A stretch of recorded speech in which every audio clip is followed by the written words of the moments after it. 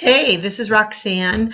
Um, I'm a little under the weather, which is obvious by my voice, but maybe it'll be a little less obnoxious for you. I've been looking at some of your analyses, and some of the mistakes that I'm finding are similar. So I'm going to encourage you to review the student analysis that I've already uploaded from Seamus O'Malley, which is really my pseudonym as a student in anybody's class. But I also have a great paper from a student in your class named Emily Harper, not Erin Harper, Emily. And she wrote this paper, and I'd like to take a look at it. I'd like to go over it with you so you can see what works and what doesn't work, and most of this works beautifully. So what I'm going to do right now is find the button that takes my face off the screen because I look like a troll, and then I will talk to you. Okay. Thank God my face is off the screen.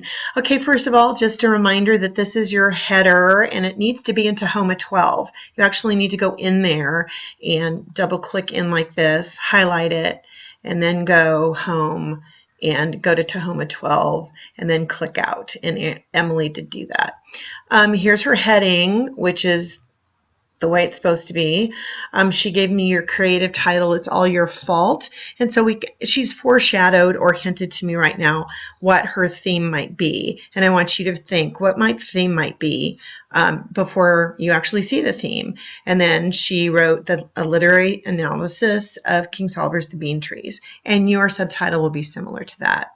Okay, so in New Year's Pig of the Bean Trees by Barbara Kingsolver, the protagonist is a pregnant Caucasian woman named Luann Ruiz. This is always a chapter where people say, this is not Taylor, this is Luann, she's the protagonist.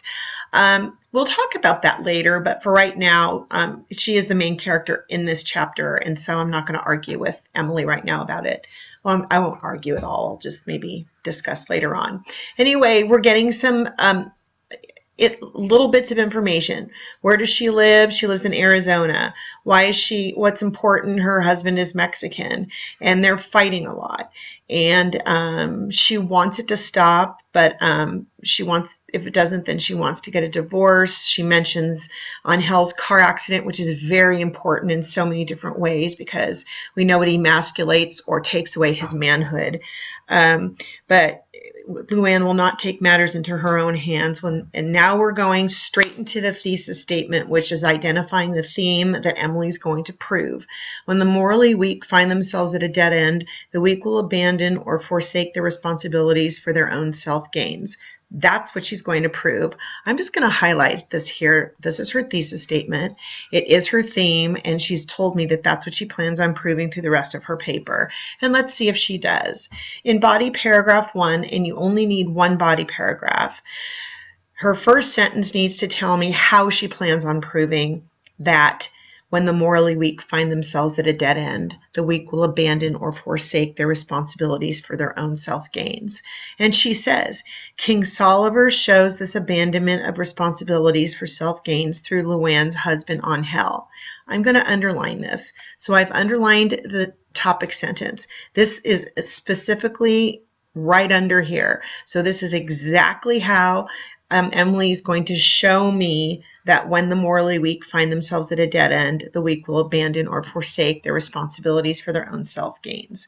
Then we have, for example, your second sentence needs to begin with, for example.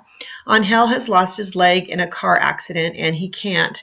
Actually, Emily is going to change this to, I'm going to do this for her. She's already submitted this, so I'm not like messing with her integrity as a writer. You want to use, you don't want to use contractions in a formal paper. And he cannot get quite used to it. Ever since the accident, their marriage has slowly drifted apart with arguments and accusations from him at her. Okay, these are called pinpoint sentences. Emily is getting me to the part of the chapter where she's going to use the textual or concrete evidence that she's choosing, but she needs to get me there. Again, pretend I've not read this chapter. I don't know who anybody is. You need to explain who's Angel, who is Luann, what's going on.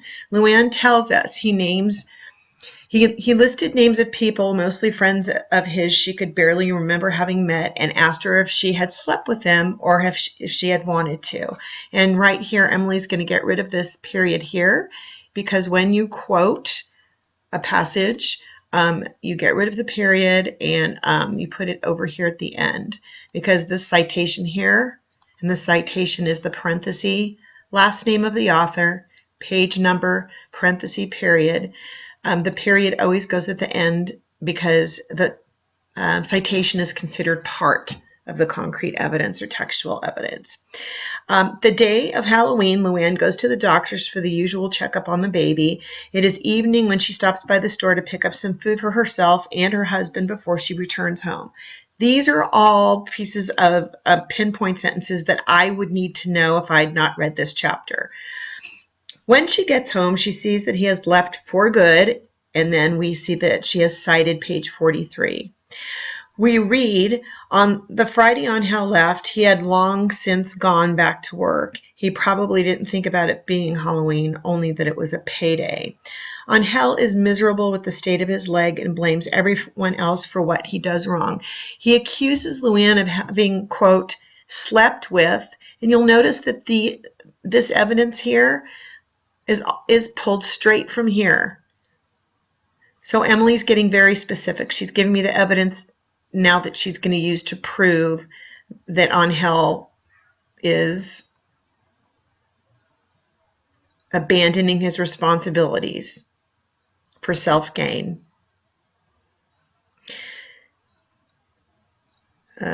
Okay. He accuses Luann of having slept with King Soliver, other men as other men as the cause for their relationship falling apart. When we read, quote, only that it was payday, we are given the image of a man with money in his hand and without giving any thought to his obligations to his wife and unborn child, leaving. Angel has forsaken his responsibilities of taking care of his wife and child in exchange for a carefree life without them. By leaving them, quote, for good, end quote, we know that he is never coming back. So if he is never coming back, why should they be married? By not getting a divorce, he has left Luann even more defenseless than her being on her own, because a divorce would entitle her to some of his money, but by not divorcing her, he has even taken the responsibility of making a clean cut of their relationship. By leaving for good, he forsakes his responsibilities to family for his own selfish wants. As you can see, this last sentence here, which I'm going to underline, is the end of a circle, because it's basically the same exact sentence that Emily started her body paragraph with. So she started her body paragraph with saying, I'm going to prove this, and then she proves it. Please review the fill in the blank forms, and I will talk to you later. Bye.